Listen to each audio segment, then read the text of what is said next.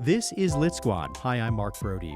A 9-year-old girl's effort to translate her great great grandmother's stories from Lipan Apache to Spanish and the impacts of technology and climate change on that effort are among the themes of the novel A Snake Falls to Earth.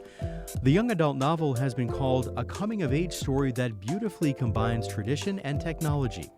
This is the second novel from author Darcie Little Badger, who describes herself as a writer of fantasy books. Here's our conversation. Yeah, it's actually kind of difficult because even though I use the term fantasy, they're more genre fusions. My first book was a combination of contemporary fantasy with some mystery thrown in. And my second book, A Snake Falls to Earth, has actually been described as indigenous futurisms. And I feel like that is a better descriptor than science fiction fantasy combo. It does partially take place in the near future of Earth, but it also partially takes place in a world of world shaping magic and monsters and animal people. So it's a very difficult book to just put into a box in terms of this is a fantasy book, this is a sci-fi book. But then again, a lot of my favorite works really blend those genre boundaries. Huh. Well, so where do you draw inspiration for your stories? Yeah, they comes from all over, but in particular, A Snake Falls to Earth, I found myself inspired by two main parts of my life. The first is that I do have a PhD in oceanography, and for a long time I studied earth science. So I was really thinking, what will Texas be like in the near future? What type of changes can we expect to see, and how will we be able to deal with those? But also, when I was growing up, my parents raised me with stories of all types. And my mother, in particular, would tell me these traditional stories of the Lipan Apache people. So I'm Lipan Apache, my maternal side. On my father's side, I'm Irish American. But a lot of these stories are passed down through our very strong oral storytelling tradition. So they shaped the way that when I was a child, I just envisioned all that a story could be. A lot of them were adventurous, and a lot of them featured characters, both human and also animal people of all sorts of species. I wanted to write something that kind of paid homage to that, but also was my own take on this world full of animal people. So it just comes from all over. Well, I wonder what role the fact that, as you say, these particular stories maybe aren't as well known outside the community.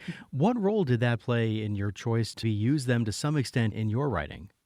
Even in terms of indigenous people in the U.S., we're a very small tribe. I think there's probably less than 10,000 of us. Hmm.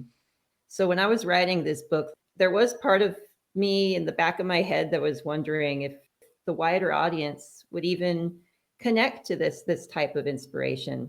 But on the other hand, I thought when I was a kid and when I was reading, I love to read stories that were from perspectives outside of my own and that introduced me to worlds that I didn't know were possible. But I got to say, it's great too when I do meet with with other native readers, and they're like, "Oh, hey, I kind of recognized something that I grew up hearing, like Huh. reflected in your book." So I was like, "Oh, that is so cool." That is cool. Well, so like, is there Yeah. a balance in your mind of using elements of the stories that you were told as a child while also sort of putting your spin on them? Like, do you think about maybe not changing them too much or maybe not changing particular elements of them to keep them sort of whole as you remember them? Yes, I actually don't directly put any of the stories into the book. It was more like allowed myself to kind of think, what would it look like if I was just really inspired by all those stories growing up? And I do feel like a lot of times it is a balance, especially because I don't want to categorize, for example, our sacred stories as fantasy. So I keep those out of my fantasy work.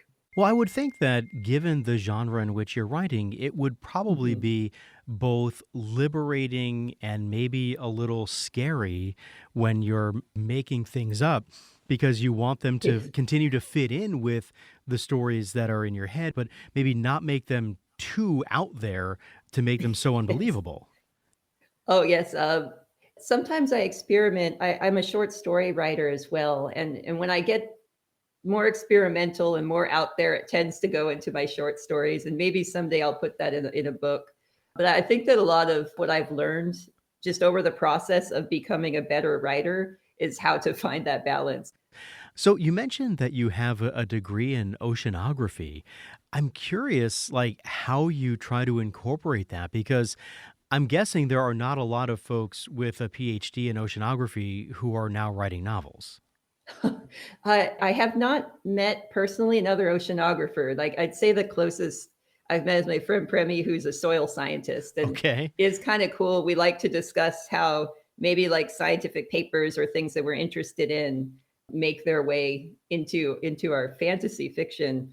And with this in particular, I did a lot of research studying ocean acidification, studying ancient sea level markers as a way to maybe predict how local sea level change. So, in other words, earth science related to climate change. And really, everything that I thought about as a scientist in terms of trying to predict what the future will be made its way into the book. But also, it's difficult too, because when you're trying to predict the future as a scientist, you really have to give ranges. Because the fact is, we don't know what actions are going to affect the degree of change that we'll see in the future. Right. But when you're writing a book, you're writing, this has already happened. It's the world in the future. And so that actually gave me some angst because I was like, what if like decades from now, things are worse or things aren't as bad? And oh my gosh, I got it wrong. And then I was like, this is a fantasy world. It's an alternate universe. We could just, let's use that as the excuse. So, I mean, when you are looking for new stories, how deeply do you mine the stories that you were told, the traditional stories you were told as a child, and how much do you look at what's going on in the world in the news, given your science degree, and how much just sort of other stuff that's out there and sort of rattling around in your head? I find that events that have happened to me personally and also to my family tend to make their way into these books in kind of subtle ways. So I guess I could say that my biggest source of inspiration is just life itself and the experiences that I go through, but also the experiences that people I care for are going through.